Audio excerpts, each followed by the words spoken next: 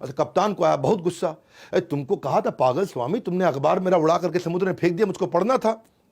स्वामी जी बोले नाराज मत होइए, कोई बात नहीं। क्यों नाराज ना हूं, मेरा अखबार चला गया। नहीं नहीं कोई बात नहीं, नाराज मत होइए, जरा कोई कॉपी पेन पड़ा है, तो कॉपी पेन दिया। तो स्वामी जी गए, आधा घंटा कुछ कुछ लिखते रहे। यहाँ कप्तान खुंदक खा रहा था, स्वामी जी आधा घंटा कुछ लिखते रहे। कप्तान खुंदक खा रहा था, स्वामी जी लिखते रहे। थोड़ी देर बाद स्वामी जी आए, ये लीजिए पूरा अखबार आपको लिख के दे दिया। स्वामी जी ने एक एक शब्द अखबार का पूरा वर्ड टू वर्ड लिख के दे दिया। उसकी बुद्धि चकरा गई और बोला, उसने उतर करके वहाँ चेक किया, बोला चेक कर लेना, पूरा वर्ड टू वर्ड पूरा अखबार छाप दिया स्वामी जी ने वहाँ पे।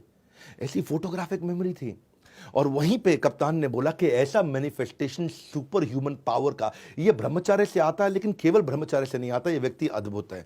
ये कैप्टन थे शिप के, जिन्होंने वैलिडेट किया जाके न्यूज़पेपर को चेक करने के बाद ये स्टेटमेंट दिया उनके बारे में। स्वामी जी एक अद्भुत व्यक्ति थे। ये इन्होंने दुनिया भर में कम्युनिटी, इंडियन कम्युनिटी को पॉपुलर बनाया, पावरफुल बनाया।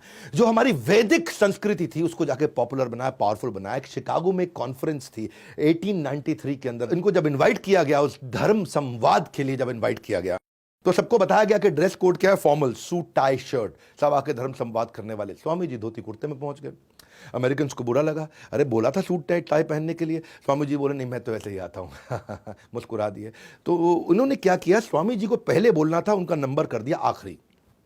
सबको दिए 10-10 मिनट बोलने के लिए, स्वामी जी को दिए 2 मिनट बोलने के लिए।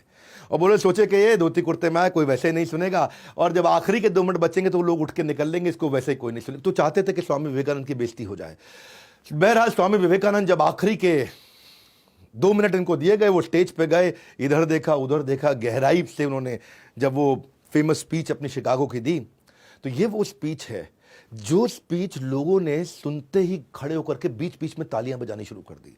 कोई उठा नहीं, 2 मिनट नहीं, 10 मिनट नहीं, 20 मिनट नहीं, आधा घंटा नहीं, 1 घंटा नहीं, जबकि सब 10 मिनट बोले, ये 1.5 घंटा तक वहां बोलते रहे। पिन ड्रॉप साइलेंस, ताली बजती शांति हो जाती, ताली बजती सन्नाटा हो जाता, ताली बजती सन्नाटा हो जाता। ये वो 1.5 घंटे की स्पीच है जो आज भी पूरी दुनिया जिसके लिए स्वामी विवेकानंद को याद करती है। और खत्म होने के बाद पूरा का पूरा स्टेडियम 8,000 लोगों के साथ में खड़े होकर गड़गड़ाहट तालियां बजाता चला गया।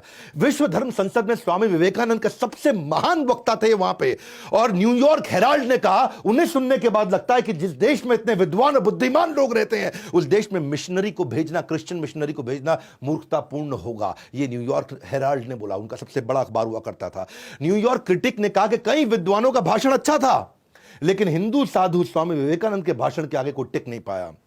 ये थे स्वामी विवेकानंद। रविंद्रनाथ टैगोर कहते हैं कि अगर इंडिया को जानना चाहते हो तो स्वामी विवेकानंद को पढ़ लो। इन्होंने भारत को जाकर रिप्रेजेंट किया पार्लियामेंट ऑफ रिलीजन में, शिकागो 1893। वेस्टर्न वर्ल्ड ने इंडिया को अथॉरिटी एक्सेप्ट किया धर्म के रूप में, ये पहली बार हुआ था। लेकिन क्या है, इंडिया आज भी कि ये देश की कम्युनिटी को पूरी दुनिया तक पहुंचाया, ये देश की कम्युनिटी को पूरी दुनिया को समझाया कि हमारी वैदिक धर्म की कम्युनिटी